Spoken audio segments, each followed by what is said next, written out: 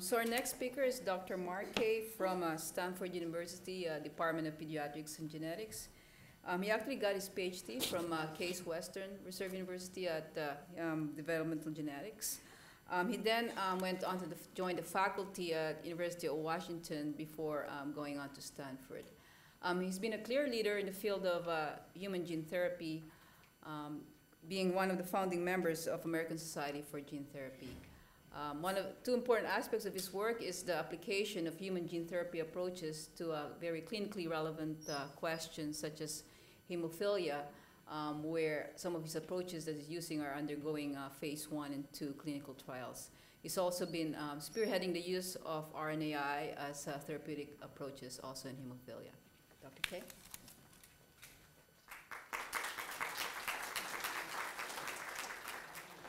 So it's always a great honor to be invited back to the place that he trained at, and I appreciate the organizers inviting me. And I see Dr. Les Webster in the audience. I also like to thank because he allowed me to enter the MST program here when he took over the directorship a number of years ago. So I do appreciate that.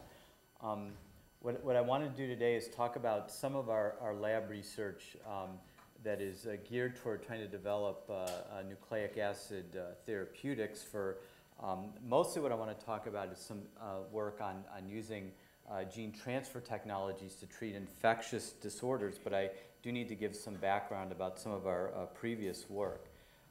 For those of you who are not aware, though, in nucleic acid transfer, there's basically two things that we'd like to accomplish. The first is to add a gene to restore a missing function or provide a function that has some sort of pharmacological benefit. And the second would be to silence a gene, something like, say, from a pathogen.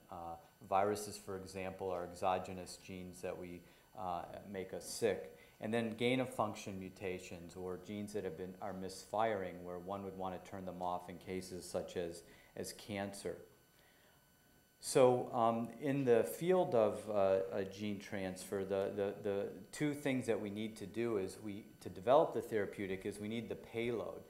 We need something that's going to actually deliver the expression cassette that we want. And then, we need the delivery vehicle, the vector, to deliver the payload. And the payload then is the expression cassette, either something that's going to supply the gene function or turn gene function off. Now, historically, the idea of gene therapy was pretty simple in concept. And the fact was that when I was a MST student here working in a Drosophila project, and we were injecting genes to make transgenic fruit flies, I used to say, well, this would be really great to do into humans. I'm going back to medical school. Maybe this would be something I'd be interested in, but then I thought, well, by the time I do all this additional training and finish school, all the interesting diseases will have already been treated with this approach. But clearly that hasn't happened. I'm living proof of that. But the point is, these are the main barriers to really that's really prohibited the successful implementation of this, except in a few minor scenarios. So the point is that we need to have a vector system that will basically be delivered to our cells of interest. And once the vector gets to the cell and even is internalized, there's all sorts of barriers to getting it to the biological compartment that's needed, and this is generally the nucleus.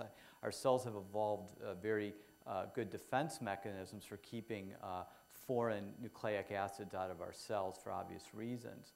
So what happens then is when vectors do get into the nucleus, then the DNA has to go into a state that's transcriptionally available for what we want it to do. Some vectors integrate into the chromosome and some remain episomal. And this will have major implications on what kinds of diseases one could use a particular vector for, depending on how the cells divide and how long you actually need the therapeutic to last. And again, depending on the disease and what have you, this is the reason why we need to develop different vectors for different disorders.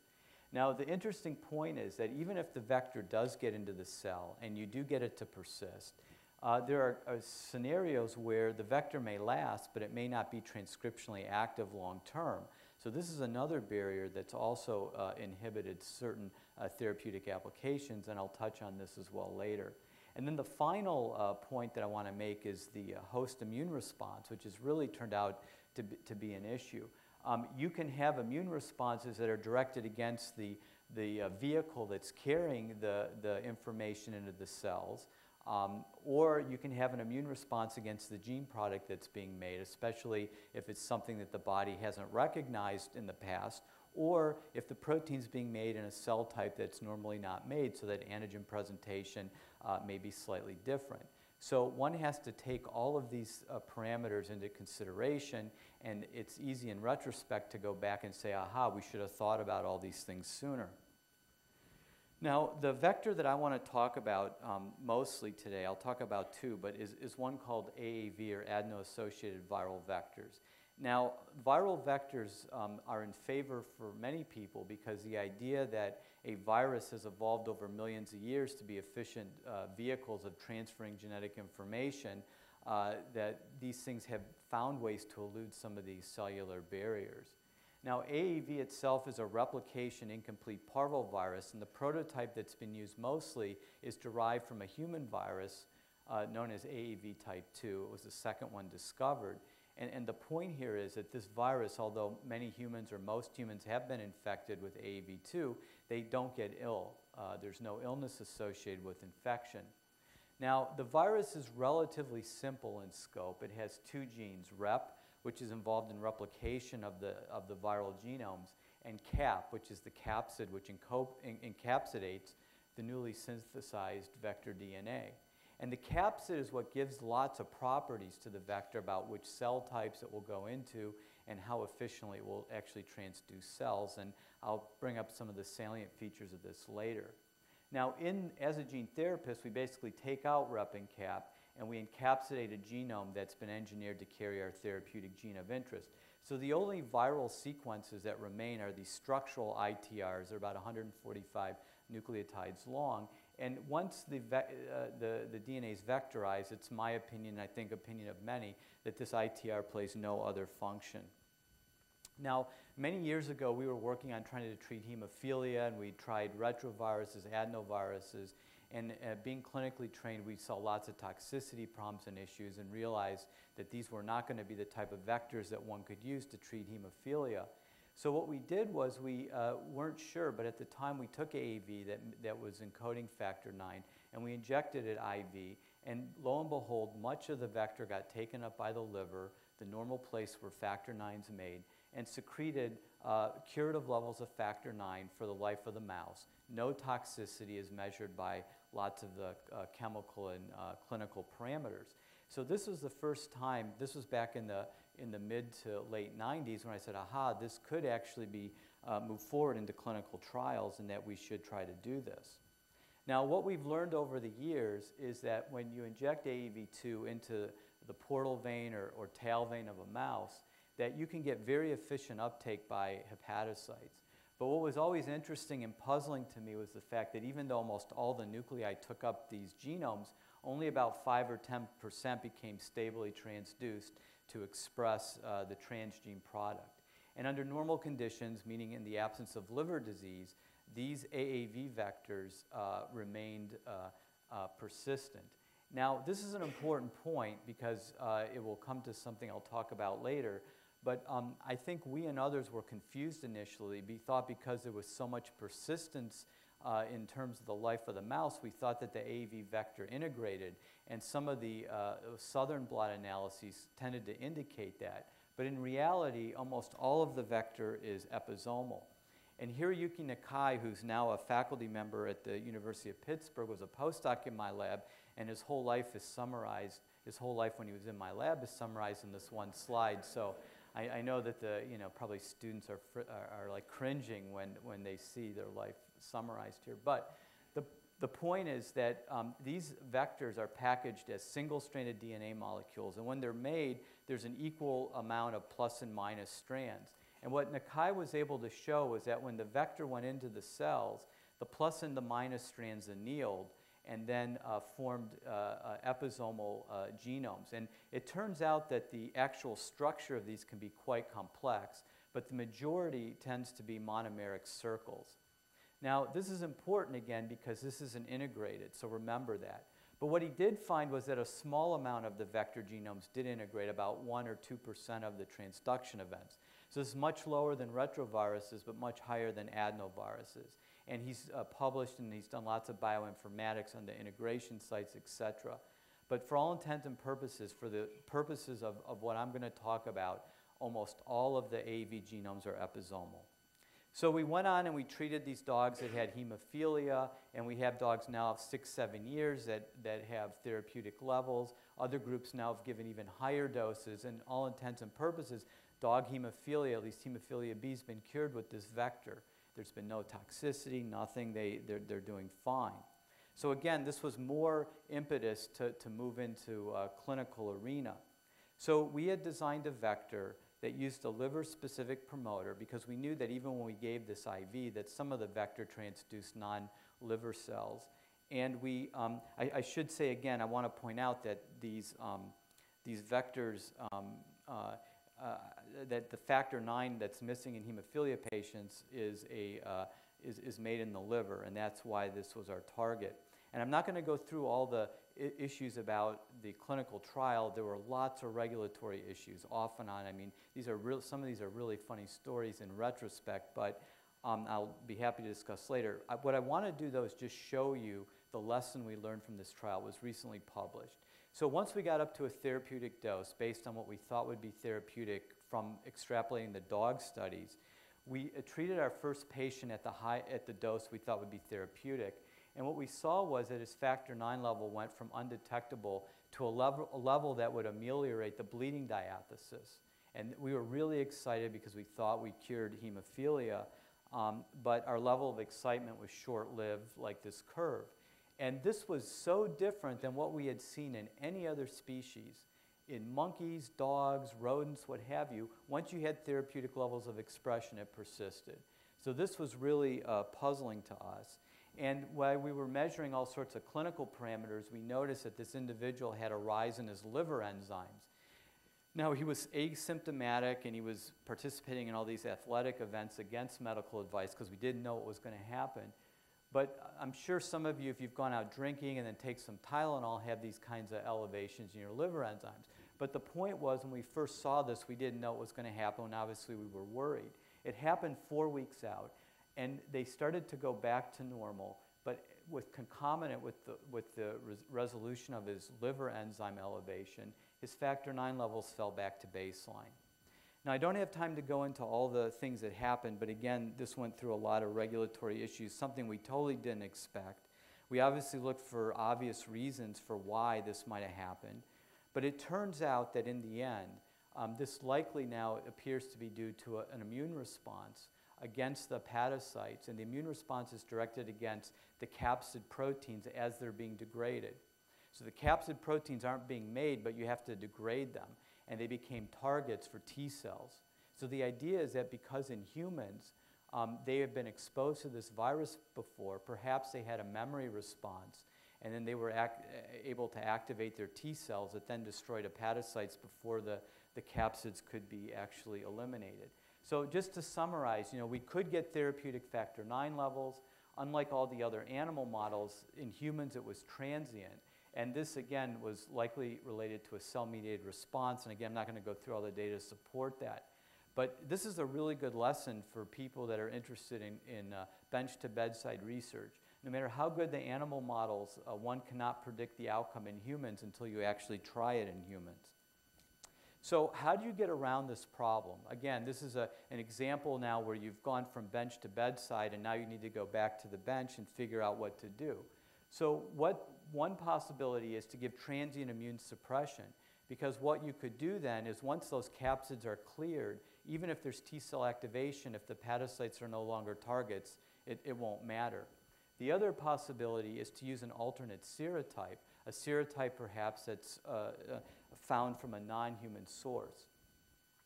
So there's lots of potential advantages for alternate serotypes. The other thing I didn't mention is that most humans have been exposed to AAV2, and many of them have high levels of neutralizing antibodies, which would preclude them from being successfully treated. And transient immune suppression isn't going to help this. So what we did, along with other groups, is we started looking at the different serotypes. And at the time, there were only really 6 serotypes known. And while we were studying this, Jim Wilson's group discovered AAV8 from a monkey and had some limited data that it worked better in liver. And because it was from a monkey, we were interested in trying to study this as an alternate serotype. And this just shows a difference. This is AAV2 and a similar dose of AAV8 using a beta-gal vector. There's a huge difference. And we can transduce now 100% of hepatocytes with these AAV8 vectors, and there's no toxicity when you express a transgene product such as beta-gal or factor IX. So this looked really promising. Not only was it something that humans aren't normally infected with, but the point is that it also is much more efficient at transduction. And the thing, though, that was really puzzling to us was the fact is the DNA vector itself is identical. The difference is just the capsid. And the capsid has 82% amino acid conservation. So the question was, why was it so much more efficient? In fact, when people first started saying it was more efficient, I didn't believe it. But it turns out, again, this is good pharmacology, that what you do is you can do dose responses. And we measured transgene transduction 3 different ways to be sure that we were measuring the right thing. We looked at the number of hepatocytes in a mouse liver that were transduced, the amount of the transgene product by enzyme assay, and then by Southern blot we did genome quantification. Now if you look at AAV2 versus 8, at a certain dose you get to a dose limitation. You can give more, but there's no more transduction. And we don't see this with AAV8. Okay, again, we were confused as to why this was happening, but it happened. So that's another question. And again, this is an example of something that we were studying the mechanism of encoding of AAV, and it turned out that something fell into our lap. Again, we knew that the vector uptake by the liver wasn't different between 2 and 8, so that couldn't explain it. But what we did was we were studying the encoding rate of these AAV2, and then we threw an AAV8, and there was a huge difference. AAV8 capsids are more rapidly encoded than AAV2. And so that really could be a mechanism consistent with the findings of the results. Again, it's consistent, but it doesn't prove it. And we're doing lots of studies to try to figure out the exact molecular mechanism of this. There's no simple answer right now, so I don't want to go through a lot of detailed data. But this is our model, and again, all our data, again, is consistent with the model, but we haven't proven it.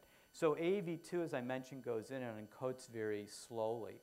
And what we think then is that because these are single-stranded molecules that appear to anneal, and we have data for that part, is that if these encode slowly, the probability of it finding a partner based on concentration is very, very slow. But if this encodes very rapidly, you get a better chance of getting a partner and getting a transduction event. And again, I'll point out that you can find intact capsids in a mouse liver 40 days after the injection, whereas by 3 days, 97% of the AAV2 capsids are at least degraded. I can't say they're not there, but they're not in an intact state. So again, this is what our working model is, and we're going to try to prove this. So in summary about AAV8, AAV8 encoding is more rapid and efficient than AAV2. This, we believe, somehow participates in a non-restrictive dose response. So encoding is at least what we think one of the rate-limiting steps to transduction. So some of the possible advantages of using AAV8 in the human trial would be the lack of humoral immunity, because, again, humans are not permissive to AAV8, greater transduction efficiencies, and perhaps the shorter capsid persistence in vivo may be helpful. But the question is, will AAV8 vectors cross-react and cause cell-mediated immune response in humans? And there's some papers that have come out that argue this both ways. And if you ask 10 immunologists, you get 15 different answers. So I think this is a case where you're going to have to try it, because right now there's no animal model to really study this. And anyway, so that's where that is. But I wouldn't be surprised either way if there's cross-reactivity or not. And we're interested then in trying to find other AAV capsids that might have additional properties that we want, along with the properties that avoid these immune responses. So you can look in lots of species and try to pull out new ones, and people have done that. But what we've been working on is directed evolution. So what we do then is we take identified capsids from multiple different species. So we take from caprine, from avian, from bovine, human and monkey serotypes, each which has a different property. And then what we do is we take those capsid genes and we do what's called DNA shuffling. We take the cap, we chop it up randomly with limited DNA digestion, and then sloppily PCR it back together, put it back into the wild type virus, and then make a library. And each of these then viruses will have a unique capsid. And we sequenced random the first like 90 clones, and every one was unique, and the whole library was represented. And then what we can do is we can use a selection scheme to try to pull out AAVs with novel properties. So the first one that we've done, and we're doing others right now, is that we took these AAVs and then we infected human hepatoma cells and human primary hepatocytes, and then we would get what grew out, and then we would take those and bind them to IVIG, which is pooled human immune globulin. We would throw out everything that reacted and then take that and repeat this 5 times. So what we were trying to do is a rapid selection for AAV capsids that did not transduce, that did not react with the humoral immune response. And we found one so far that we've characterized in a lot of detail. And we have the sequence and what have you, but the crystal structure AAV2 is known. So if you look at the regions that are changed in our new serotype that's called DJ, we see that the changes are predicted to be at areas that are on the surface of the capsid, which makes sense because we're looking for things with some interesting binding properties. And this particular one is a mixture of AAV2, 8, and 9.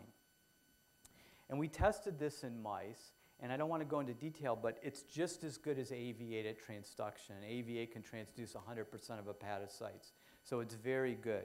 But was really one property that we didn't really expect that came out of this, and in retrospect maybe this is, we took all these different cell lines from different species, different cell types, and we looked at their transduction properties in vitro, in culture. It turns out AAV8, even though it's so good in vivo, even in primary hepatocytes or whatever cells, any cell type, it's really horrible at in vitro transduction.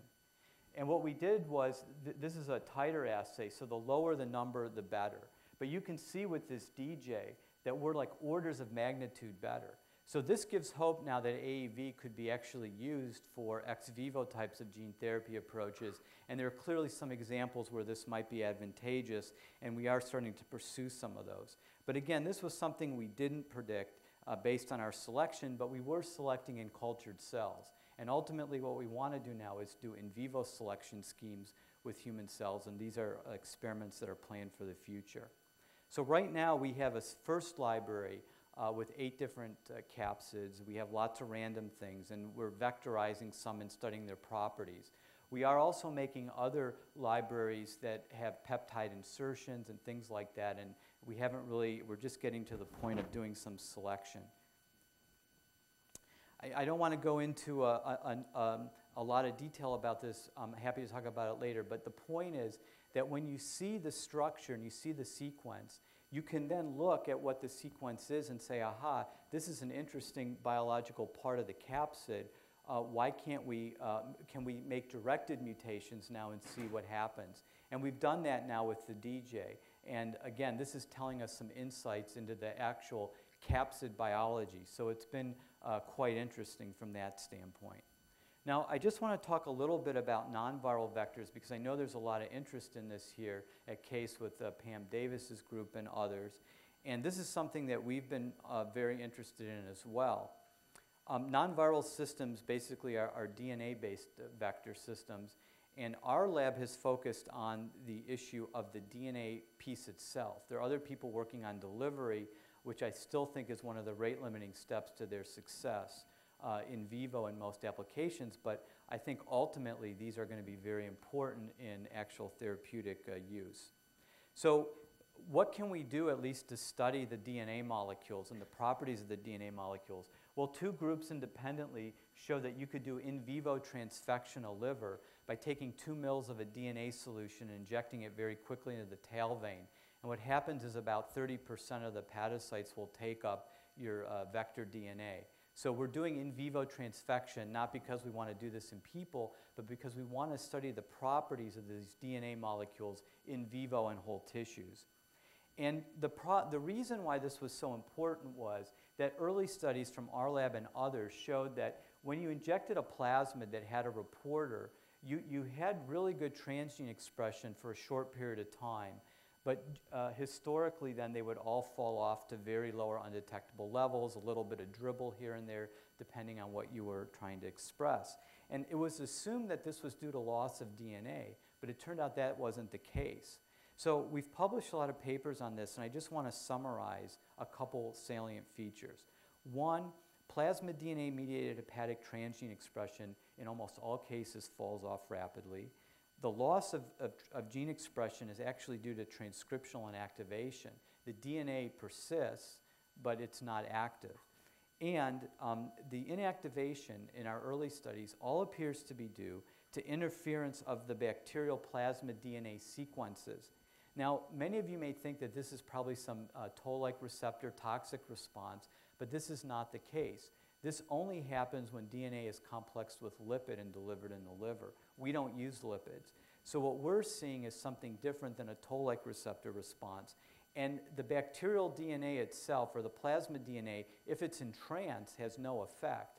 But if it's in cis, that's when we see the effect. So the mechanism here is very different than historical issues with toll-like receptor responses. So there's two things. One is how, as somebody who wants to move into translation, how do you get rid of the problem, number one, and number two, how to study it.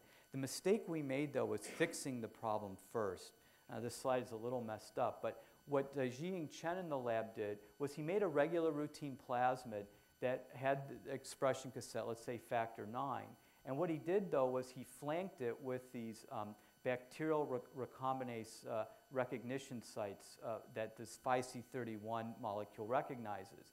And then in the bacterial portion of the backbone, he can induce the expression of two genes. One is this gene then that would cause a recombination event to get two circles, and the other is a second restriction enzyme that has a unique recognition site in this circle. So basically what you get is this, and then you can throw this over a column, and depending on the prep or what have you, have a mini circle prep that's 85 to 95% pure that you can try in animals. So the idea is now, if you get rid of the bacterial sequences in cis, will you get persistent expression? And this just shows an example using human alpha-1 antitrypsin as a example versus the parental plasmid. And these are log scales.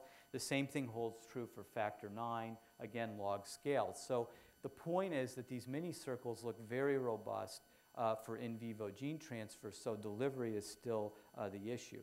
But we were really curious as to why there was this shutdown. And so we proposed this in a grant, and the review came back and said, they've already fixed the problem, it's not needed to study it. So that's my point, is don't fix it before you study it. Anyway, the point was that we've looked at a lot of different parameters, and what I can say is that the one thing that we found is we've done in vivo chips. So we basically inject either the persistent or non-persistent plasmids, and then we do chip and we look for histone modifications. And there are histone marks that correlate with expression or non-expression. And there's nothing that unusual because many of these are markers of heterochromatin or euchromatin. We've been trying to prove whether there's cause and effect here or not, but we've had difficulty proving either way in vivo. But again, this is an association at this point, not a proof. So the other thing is that we've looked at DNA methylation as well, and we've done this many different ways. I'm not going to show all the data, but in our experiments, CpG content and CpG methylation appears to have almost no role, if any, in the transcriptional silencing. So what my thought is right now is that this has to do with some structural issue with the DNA that results in some sort of phase nucleosome phasing, and these are experiments that are ongoing now to see if we can prove or disprove that hypothesis. So in the last part of the talk here, what I'd like to do is talk then about how then we take these vectors and try to design a way to treat infectious diseases. And so, of course, RNA interference is something that I'm sure most of you or all of you know about. And RNA interference has been something that we've been interested in because for many years we've looked at all different ways to try to knock down genes, ribozymes, antisense, what have you. And although you can get a little bit of knockdown, it's not been really to the level that I would say would be worth pursuing clinically for the diseases we're interested in. And you know, RNAi basically is a short double-stranded stretch of DNA. If you have a message that's complementary to this, you can actually get degradation of the target through a RISC-mediated endonucleolytic cleavage. So, and it's very efficient. And this has been our approach. These are papers from our lab, where we first wanted to establish that RNAi worked in whole mammals, because at the time we started this, we didn't know, and that we could actually elicit RNAi expression from a gene transfer vector, and then actually target pathogenic sequences, which in this case was HCV. Now, HCV, or hepatitis C virus, won't replicate in mouse, so we made portions of the virus that were fused to reporter genes like luciferase. So again, it's an artificial system, but at least shows some proof of concept. And then we wanted to move into a virus that we could really look at replication. And hepatitis B was a good model for a number of reasons. Let me just tell you that hepatitis B, if you inject it in a mouse, won't infect a mouse liver because of receptor incompatibilities. But if you take the HBV DNA and you do hydrodynamic transfection, or you put it in through transgenesis, you actually get replication of the virus. You get packaging of infectious virions that circulate through the blood of the mouse. So you are really looking at a bona fide replication of a human pathogen. So in our early studies, what we did was we really skewed things in our favor. Again, this is for proof of concept. We took HBV plasmids, and then we mixed it with shRNA expression plasmids, and we did lots of controls and what have you, looking for toxicity issues, looking for nonspecific effects. And we could read out all sorts of things to look at efficacy. Since this was published a few years ago, I'll just give you a couple quick slides. This shows the core antigen staining in a mouse liver with HBV plasmid alone. This is HBV, a higher magnification. This is with one of our best shRNA expression plasmids, and you can barely ever find a positive cell. So if you co-transfect so that every cell gets both plasmids, it's very good at knockdown, okay? You can look at the actual replicated DNA. There's ways to do a southern blot. We were only looking at the replicated form of the HBV DNA and show that you get good knockdown. The same thing with the messenger RNAs. So again, skewed in our favor, but at least proof of concept that it works. So now we want to move into something that would be obviously more relevant to preclinical trials. So we really were trying to beef up the transduction. So Dirk Grimm in the lab, it had been known that if that AAV can package double-stranded genomes, and that would increase the transduction efficiency because you wouldn't need the annealing to occur. The problem was that making these vectors, there were lots of problems and the yields were low. But Dirk Grimm made some modifications, so now the yields are just as good as any of the other vectors. So what he did then was make what we called self-complementary AAV vectors and put in these shRNA expression sequences. Now, what we did then was then use a transgenic mouse. These transgenic mice, every single liver cell has the potential to make HBV. So at any particular time, not all your cells might be infected in an infection, but any one cell could be infected. So we thought this would be a better model. So the idea basically was take our AAV vectors, inject in transgenic mice, and see what happened to the viral parameters. So this shows you the surface antigen levels before and after injection. And this looked really good, and we were really happy again, you know, but of course it was limited. So these arrows show when mice started dying. And obviously that wasn't good, because when you make drugs, the idea is to treat disease, not make it worse. So this then started to stimulate, well, why is this happening? So the first obvious thing, well, maybe this was just unique to hepatitis B mouse, and there were lots of reasons maybe this was true. So we were fortunate that we had another transgenic strain that made a transgene from the liver, and this is human alpha-1 antitrypsin, and this can be distinguished from the mouse protein by simple ELISA. And what you do then is you could inject shRNAs against the human protein. And what we saw was almost the same thing, but not quite. some of the mice died, some of the mice had long-term persistence of knockdown, and some had this intermediate phenotype where it worked for a while and then it didn't work. But during this time, these mice got really sick, these mice died, and these mice seemed fine. So we're seeing something similar, but not quite as severe as the HBV. So this made us think, okay, this isn't unique to the HBV mouse. We also injected these in mice that had no target, just to be sure it wasn't due to that, and it doesn't matter which mice you injected in, they die. So the point was then we went and looked now in total at 49 individual shRNAs directed against 6 different gene targets. And we ruled out all of these really subtle parameters that we thought may influence this. And none of those turned out to be important, but many of these shRNAs at these doses we were given turned out to be fairly toxic. And I'm sorry that I'm showing this before lunch, but this shows a normal mouse liver with animals that had toxicity. So their livers look pale. On histology, it didn't look as bad. I mean, when the pathologist looked at this, she said, oh, there's some megallohepatocytes, a little bit of necrosis, but it doesn't look as bad as what you're telling me. But the other point was that the serum bilirubins were elevated, the liver enzymes were elevated, and the serum proteins were very low. So this was suggesting the mice were going into hepatic failure and also undergoing extensive liver regeneration. So this work is published, so I don't want to spend a lot of time on it. There's a lot of data to support this, but let me just summarize stuff and then I'll go into some new data. But it turned out what we did was we did northern blots and looked at the amount of the shRNA being made. And even though these were all driven from one POL3 promoter, some shRNAs accumulated to much higher levels than others. And there was a really good correlation between the toxicity and the amount of the shRNA concentration in the liver. So this is basically, pharmacology, dose response, et cetera. And as you know, I mean, any of you who follow this story in California, you can drink too much water and die as well. So everything has its dose limits. But what we showed, and we did this through lots of different ways, that overexpression of the shRNA resulted in hepatocellular injury, liver failure, and it induced this huge amount of liver regeneration. And we showed this by BRDU labeling. And again, I have the slides if anyone wants to see them. It's also published. So what happens is, if you get a sufficient number of hepatocytes that are able to recover, the liver will regenerate. So the mice will get sick, but they'll regenerate. The liver can regenerate. Remember I told you AAV is episomal? Well, during one cell division, you lose everything that's not integrated. So if you don't transduce every single hepatocyte with a toxic dose, you need as few as 1,000 hepatocytes to repopulate the whole liver. And that's what was happening in the mice that had transient effects and then got sick and got better. So all of this is starting to fit into a model of toxicity now.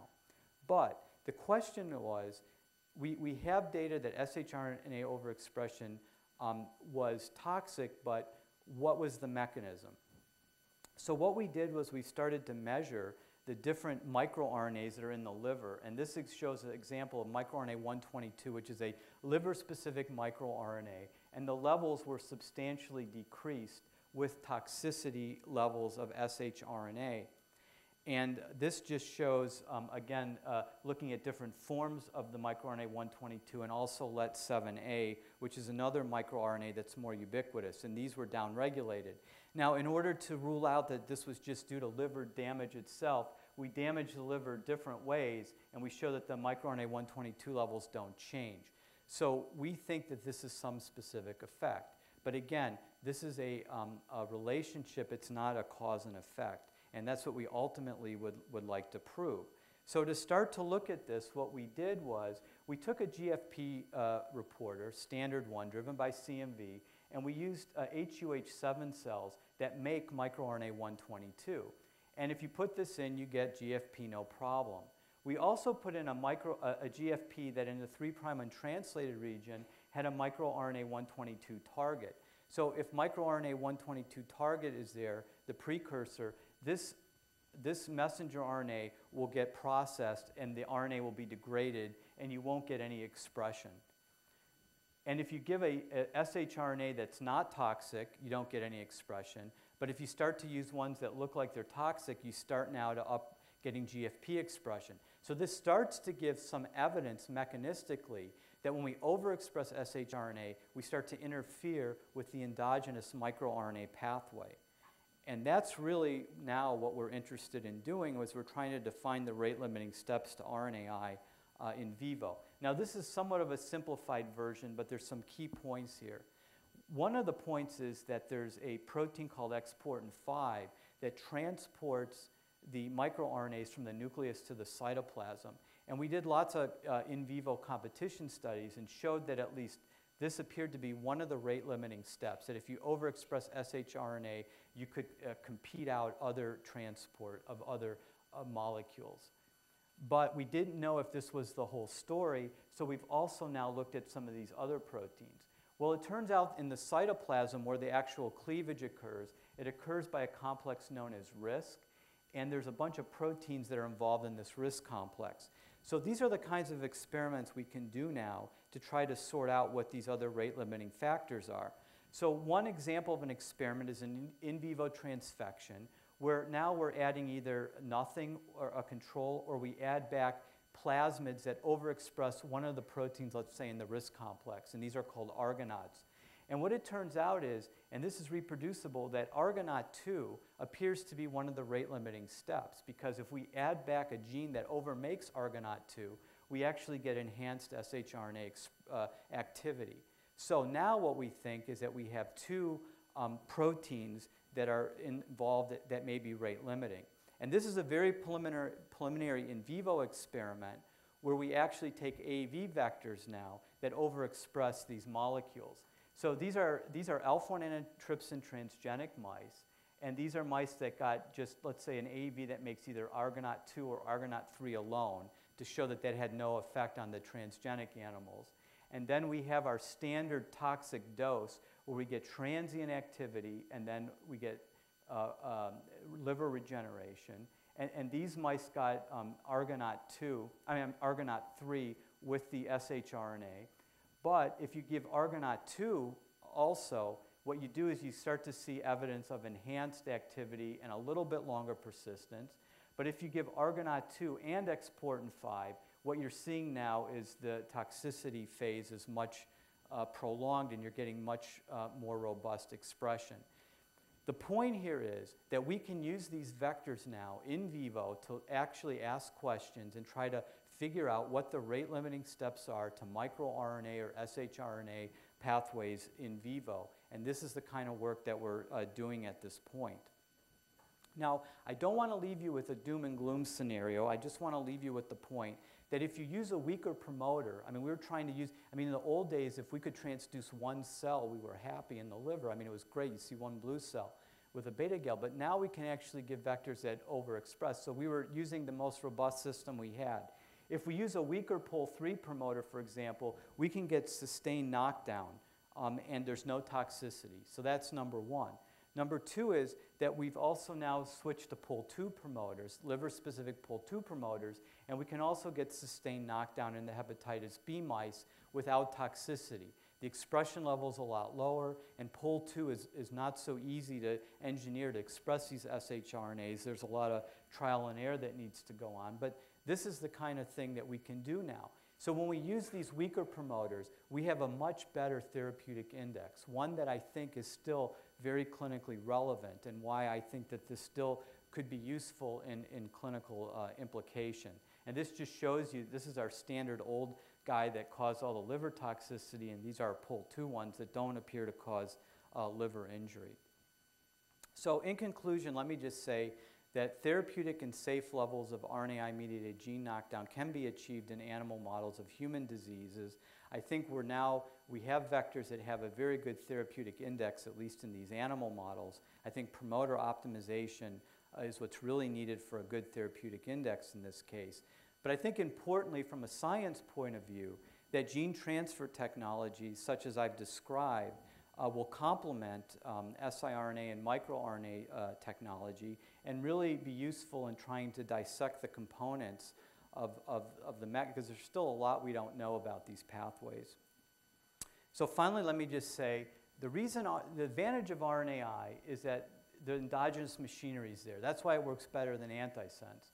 But the disadvantage of RNAi is that the endogenous machinery is in our cells. Obviously, it's playing a very important role in cell physiology, and what we need to do if we're going to use this pathway is just make sure that we don't overload it and stop that normal process from occurring. So with that, I'm going to stop and say that a lot of the work that I talked about today on the AAV capsid shuffling and the RNAi work was done by Dirk Grimm, another postdoc, Conrad Streets, a few technicians. Catherine Joplin from Sarnell's lab helped us, Corrine Davis. Pat Marion gave us the HBV transgenics. The mini-circle work were done by these three individuals in the lab. And I did talk about the clinical trial and just say that the clinical PIs of the trial were here, my counterpart at CHOP was here, and this was a triple collaboration between these three groups. So thanks very much for your attention. I'll answer any questions.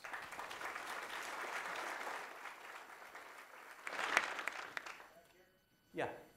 When you did the selection with IgIV, did you show that there's any reduced immunogenicity with the resulting viruses? Right. So the question is there reduced immunogenicity with the shuffled selected the IVIG selected capsids?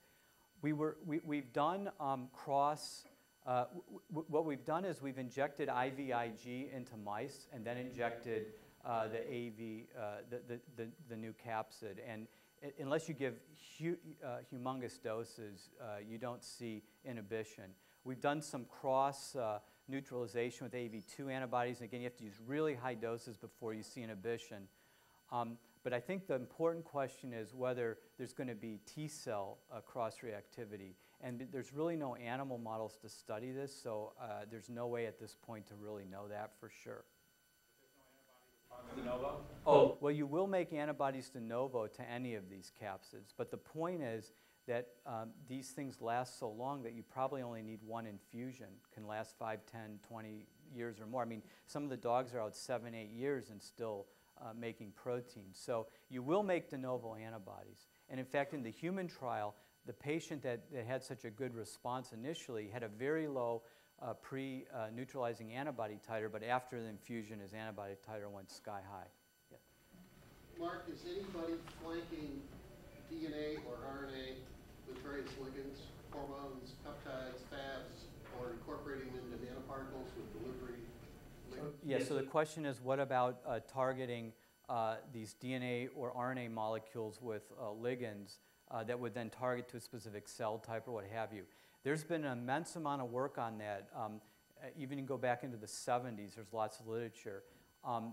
As you know, at least in the published literature, I haven't seen anything that's proven to really work well. I mean, it works well in culture. I mean, there's really good examples in culture where you can get this to work, but in vivo, it's still an issue. You know, I know Pam Davis's group here is working on that, and there's a number of other investigators, some that we collaborate with, but there's nothing that's really out there that's definitively works well in vivo, but in culture, you can get these things to work. Yeah, even in nanoparticles. I mean, people have tried to complex these all different ways, nanoparticles, naked DNA. There's all sorts of different chemistries that have been used to try to do these conjugations. There's lots of problems. One is size. Some of these particles are probably too big to get into the fenestrations. The liver, it's not that these viruses are liver specific, it's that the vasculature in the liver has open fenestrations. A lot of tissues, the vasculature is closed. So that's one issue. So there's a size issue even for the liver. The other issue is that some of these particles have lots of toxicity, and the other issue is that even when sometimes they work, they still, once they get in the cell, they get all chewed up by the endosome. So people then try to add endosomal lysis molecules and what have you. I can say there's an enormous amount of effort on that, and there's nothing that's ready for prime time in vivo that I'm aware of. Yes? There's increasing evidence that you can make siRNA constructs, usually liposomes, stable enough that after systemic administration in animal disease models, they are beginning to see efficacy. Right. And I just want to generally, as you look into your crystal ball from a therapeutics point of view, which do you think is, the better mode of approach? Right. So that's a really, yeah. Right, that's a good question. So the question is siRNA as a naked, not necessarily naked, but as a RNA molecule rather than a transcriptional template. There's actually three clinical trials that are ongoing using siRNA, but they're all local. So one's local eye injection, and the other one is lung infusion for RSV pneumonia. I think it's the same thing as of asking which vector is best. I think it's going to depend on the disease as well as the target tissue. Now, I know people have some evidence that siRNAs work when you complex them with these things and give them systemically and they go to the liver. At this point, though, when you use doses that are high enough to actually be, what I think would be in the therapeutic range, there's toxicity issues that still haven't been resolved. So I honestly feel that ultimately both approaches are going to be useful and depends on if you take HIV, for example, that's another clinical trial that's going to be started soon, where they're going to use a lentivirus to express RNAi against HIV. Now, the bone marrow stem cells, I mean, these things divide like mad. So you really need something that's going to stick around, and giving the RNA itself, that's a problem. The other thing that we don't know is, in let's say hepatitis, if you rid the virus, you know, how long will you have to give this RNA? The other thing that isn't known is that when you have to give repeated systemic administration of these RNA complexes, whether people are going to develop immune responses to whatever is being used to deliver. So there's a lot out there that isn't known. And the other point I just want to make is that even though there's some efficacy complexing RNA and delivering them systemically, it's interesting that the chemistry of that doesn't naturally apply to DNA, that you can take the same chemistry that's used to deliver RNA and it doesn't work for DNA. So that's another point of interest.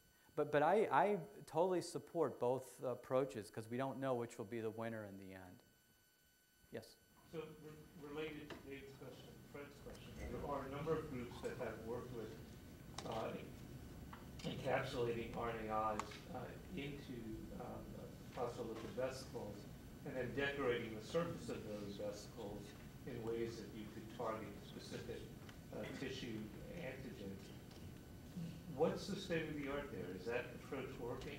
Well, so the question is, you know, how using these lipid molecules or whatever to encapsulate siRNA. Let me say one thing. I want to step back. I think there's still a lot that's unknown. There's some promising new data, but it's very, very early. One thing I'll say is that there was some literature that came out very recently that I think people have to step back and think about this. But it turns out the siRNA sequence itself, depending on what the GC motifs are, for example, in combination with lipid, stimulates these other toll-like receptor responses like 3, 4, 7, 8, not 9. And it turns out that some of the knockdown that was originally seen is a nonspecific inflammatory or cytokine response. And even if you use a scrambled control, when people didn't control for these GC motifs, it would look like you're getting specific. This turns out not to be as big a problem for the expressed shRNAs for reasons that aren't entirely clear. So I think people have to be careful with the data that's already been published because this point that I'm bringing out is just now starting to be very well appreciated. With that said I think that many of these compounds, they can get in and you can start to see some efficacy or you can see some knockdown, but is it therapeutic levels yet? And these lipid molecules have lots of toxicity issues when you deliver them in vivo. So even though they'll work really well in tissue culture, in vivo, they stimulate all sorts of other things. So I mean, I'm giving you a long answer because I think it's very early and we just don't know yet for sure. My question was more specifically to targeting. I think that, yeah, I know that people are working on actually trying to do the targeting now because right now I think most of the work that's being done is non-targeted. I mean, at least the stuff that's been done in larger animal models. But I'm not aware right now that there's been success with targeting. I mean, I know people are working on it. Yes? I was just curious if there's an age component to the treatment. Do younger animals respond better than older ones, or is it different in toxicity? To what? To the viral particles when you transfuse them. So the question is whether the viral particles, whether there's a better response in young versus old animals. I don't think a lot of that has been done well or in great detail. There's some issue coming out with AAV that if you inject neonatal animals, some people have found that you develop liver tumors, but even older animals that have been injected with higher doses that are followed even until 2 years of age don't seem to get tumors. But in regards to the response, with AAV, I would actually think you might have a lesser response, because if the liver's still growing, every time you get a cell division, you lose those genomes. But I think that that's a reasonable question, because with some other vectors, there may be some issues related to that, but it's not a real clear-cut advantage or disadvantage. Okay, thank you.